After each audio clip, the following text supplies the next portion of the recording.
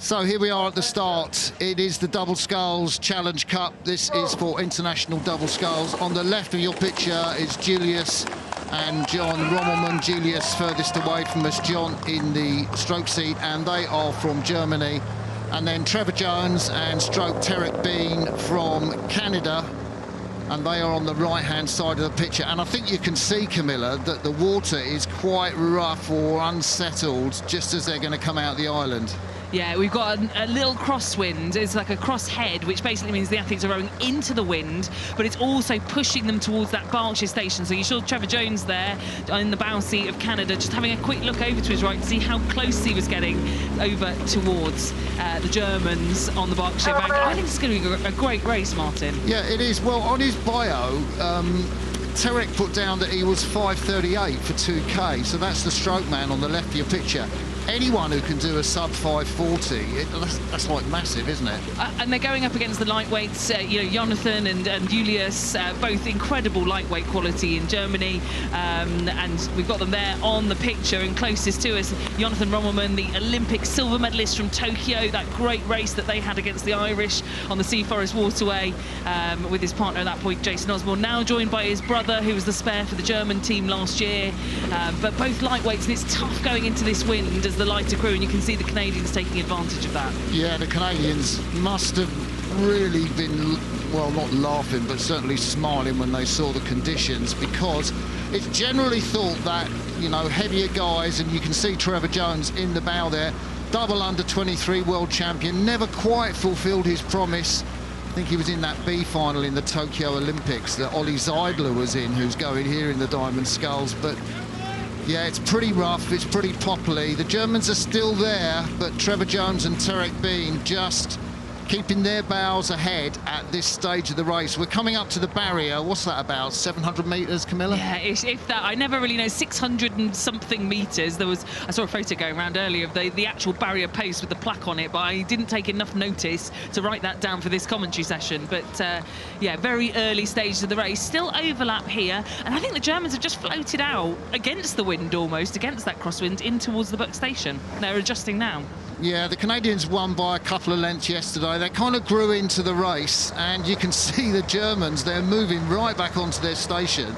They're probably trying to use their legs rather than arms to do that, but look how much it's taken out of them, Camilla. Yeah, it's almost the length there that's cost them, and that will be, I was going to say, extremely costly against the Canadians, who, like you say, with a 5:38 2K on board with Tarek Bean in the stroke seat, every single inch counts. But again, this Canadian double, great to see them coming together. Bean quite new into the team at 26 years of age, but 2 previous Henleys to his name, and joined by Jones, who you say has got that Olympic experience under his belt. He tried for Paris, fell short at the final Olympic qualification regatta in the single, and he's not rowed again since, so we had no idea what this Canadian boat would look like. To be quite honest, for Trevor up in the bows of that Canadian boat, the 27-year-old, I hope he finds the joy and the fun back in his sport. I think it all got a bit serious. I think things weighed down on his shoulders in that Paris Olympic qualification campaign. I mean, the lad's got so much promise. We've seen that from the speed when he won that double under 23 singles title.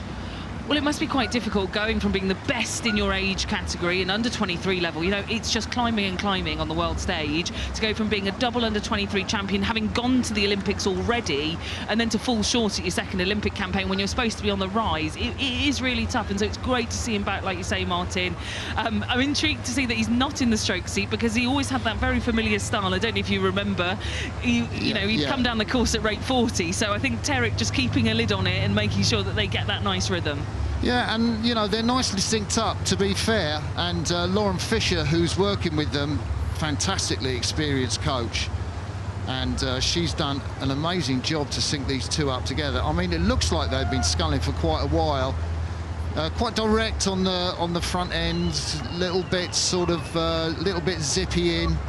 You can just see the Germans maybe missing a little bit of the connection around the front. Yeah, it's so tricky into this headwind, isn't it? Because the blades are being pushed in the other direction. You've got to really fight against it to get it in the water nice and directly. And as lightweights or former lightweights, they won't be weight capped here at Henley in this open division. But yeah, tricky. And they're still struggling with their steering, Martin. Look, they're still drifting. I wonder what's going on there. Jonathan and Julius Rommelmann are just having to fight against that buck station that's drawing them in. There we see, there's the Germans. John Rommelmann, of course, took that silver medal. You heard Camilla talk about that with Jason Osborne. They were coached by a woman, Sabine Schager, who's still with the German team. And, of course, Jason now with a professional cycling team. I think, was it the Alpecin Quickstep team? I'm never quite sure with so many names, but he's plying his trade in that. And well, he went on to become a doctor, and that's what he did with his time in between sort of Tokyo and then attempting again for the Paris campaign, which didn't quite work out for him, much like Trevor, like you say.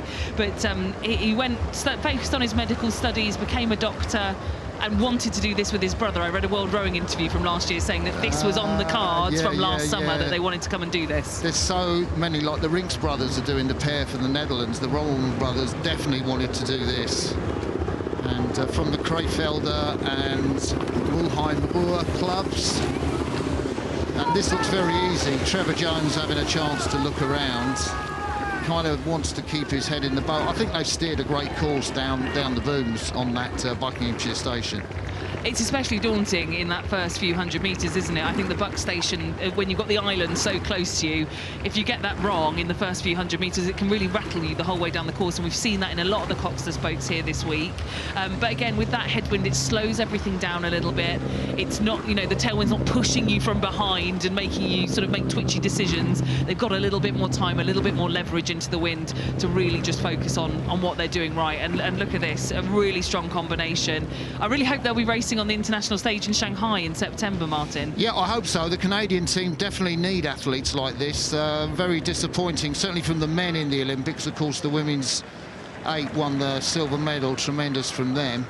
But Canadian men have really struggled of late. No Canadian men, I think, in the Paris Olympics. And we see these two Canadians, Trevor Jones, 27, and Tarek Bean, 26. They're representing rowing Canada, and Shawnigan Lake School, which is over there in Vancouver, the school where the Canadian rowers train on that beautiful lake. So here we see the Canadian double. They look very easy now, don't they? They've come up to the finish. All the hard work's done. The Germans still in the centre of the course. You know, I really think you can't produce a fast double scull if it's veering off to one side, as their double was veering off to the left as they sit. But here come Canada across the finish line in this heat of the Double Sculls Challenge Cup, ahead of the Rommelmann brothers from Germany. Good job done. Jones and Bean beat Rommelmann and Rommelmann in a heat of the Double Sculls.